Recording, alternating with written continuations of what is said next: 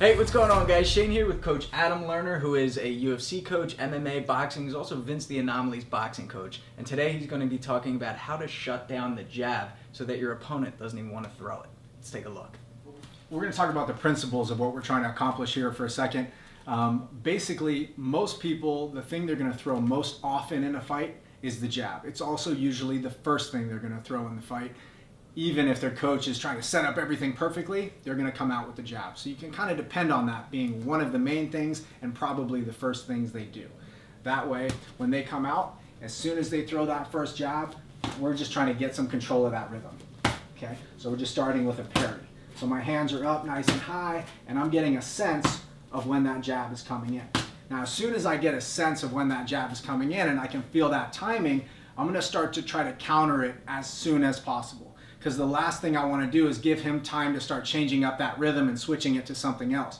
So ideally, within the first 2 or 3 jabs, I can get that rhythm, and then I can switch to something offensive. All right, so he'll throw 2 jabs, parry, parry, and once I get that timing, I'm going to switch. Boom, and I'm going to go to the body. Again, boom, go to the body.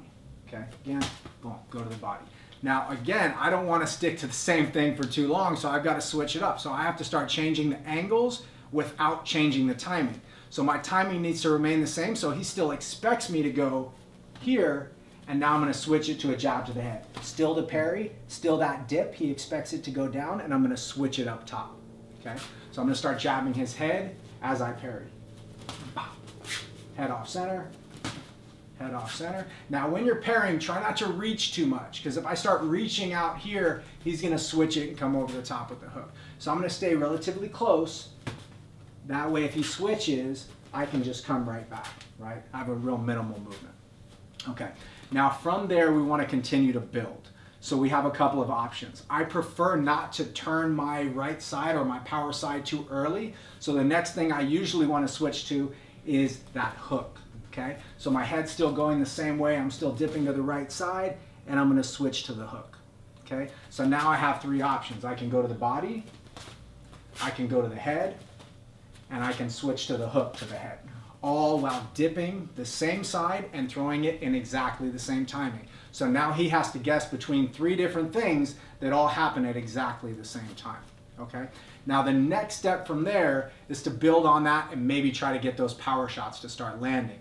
So I may switch from an outside slip to an inside slip, and this time, now that I have his timing, I'm going to parry here, and I'm going to come right over the top of that with the right hand.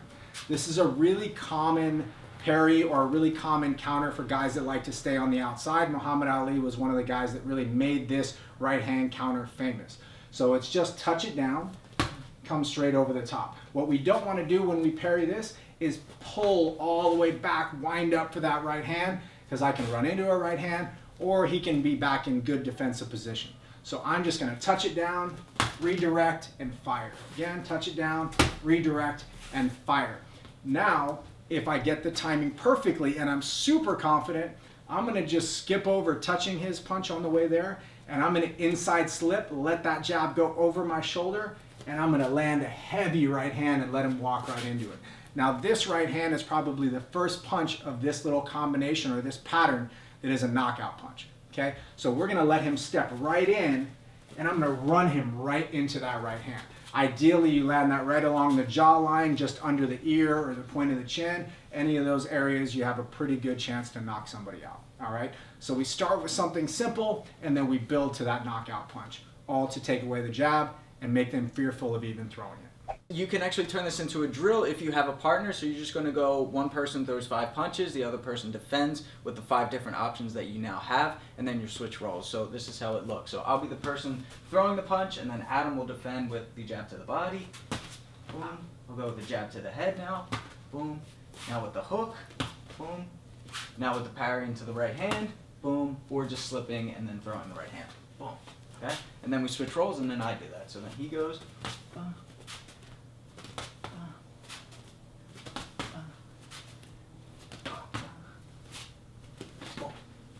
Okay, obviously don't punch each other in the face. This is just for practice, but it's a great way to give some good looks.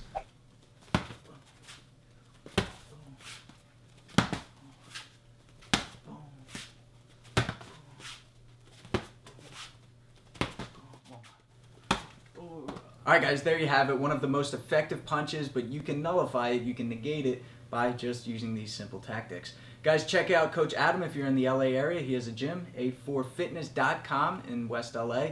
One of the best boxing gyms that you can find in the area, so go check it out. Until next time, I'm Shane, and this is Coach Adam. Fight tips for the underdogs.